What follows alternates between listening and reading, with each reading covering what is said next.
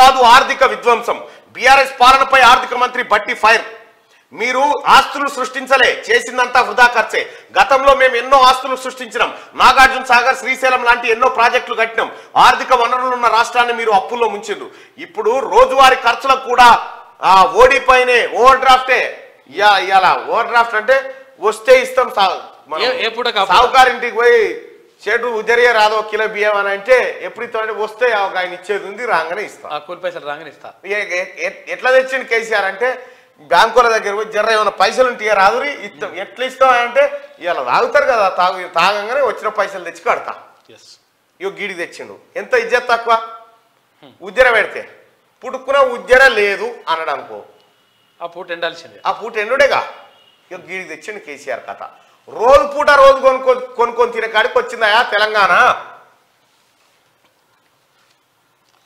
అసెంబ్లీలో white paper ప్రవేశపెట్టిన మంత్రి 10 ఏళ్ల పాలనలో బీఆర్ఎస్ అభివృద్ధి ఏం చేయలేదని, ఆర్థిక విధ్వంసం సృష్టించిందని డిప్యూటీ సీఎం ఆర్థిక శాఖ మంత్రి భట్టి విక్రమార్క అన్నారు. ఆర్థిక వనరులు పుష్కలంగా ఉన్న రాష్ట్రాన్ని 6 లక్షల కోట్ల అప్పుల్లో ముంచిందని ఫైర్ అయ్యారు.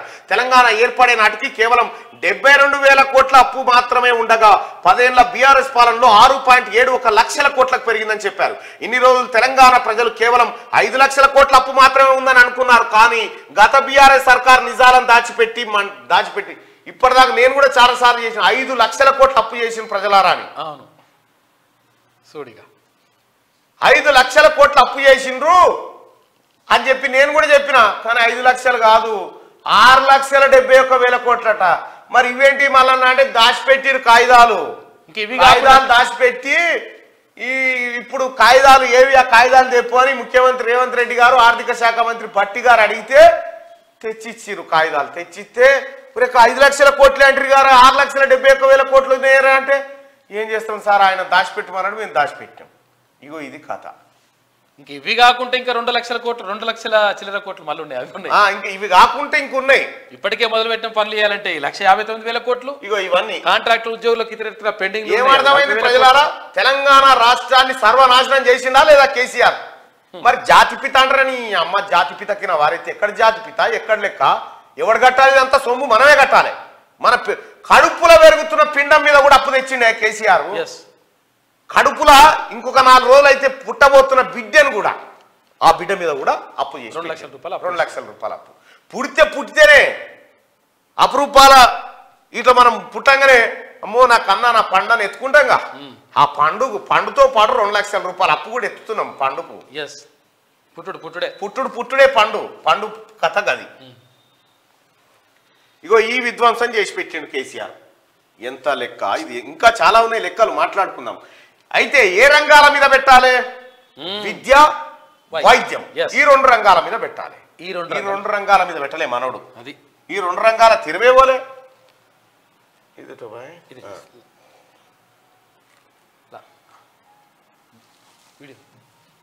ఓకే, ఇంకా నేను మొత్తుకున్నా విద్యారంగం వైద్యరంగం సర్వనాశనం అయిపోయిందన్నా, మొత్తం సత్రోలు చేసినని చెప్పిన. ఇంకా మళ్ళా గులాబీల జెండలమ్మా, ఈ గులాబీల జెండల. ఇగో విద్య మరియు ఆరోగ్యంపై ఖర్చు. ఇక చూడరయ్యా, గత ప్రభుత్వాలు లేకపోతే ఇతర రాష్ట్రాల ప్రభుత్వాలు, ఇక చూడు విద్య మీద మనం నంబర్ 1 అంటాడుగా, మనము నంబర్ 1 అంటాడు కేసీఆర్. ఇక చూడరా, ఇగో గిడ ఆఖరుకున్న చూడు 7.6.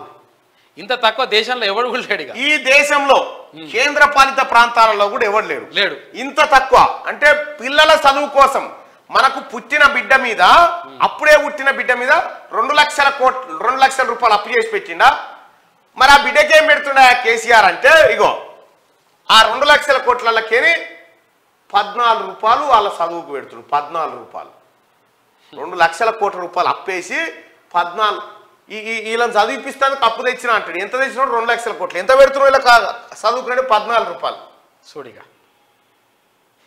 ఇది కేసీఆర్ కథ మొత్తం. చూడరు, ఇగో ఢిల్లీ ప్రభుత్వం 24% ఖర్చు పెడతా ఉంది, రాజస్థాన్ 19, ఛత్తీస్గఢ్ 19,